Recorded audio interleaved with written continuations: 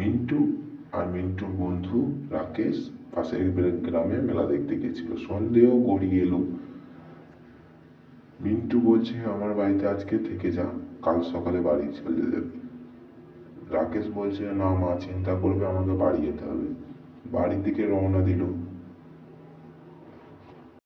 রাকেশ ছুটতে লাগলো, ছুটতে ছুটতে ঠিক যতই আগাচ্ছে ততই গভীর জঙ্গল দিয়ে আগিয়ে যেছে।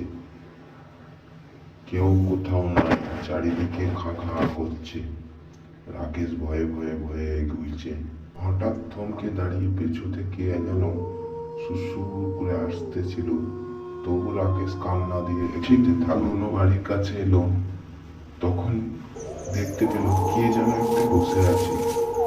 হঠাৎ করে থমকে দাঁড়িয়ে রাকেশ জিজ্ঞাসা করে উঠল, কে তুমি? হঠাৎ আওয়াজ পেল, খিলখিল করে হেসে উঠল। তখন রাকেশের গায়ে লোম ঠাড়ো হয়ে গেল। হঠাৎ ঘুরে তাকিয়েছে আর রাকেশ সঙ্গে সঙ্গে অজ্ঞান হয়ে গেল।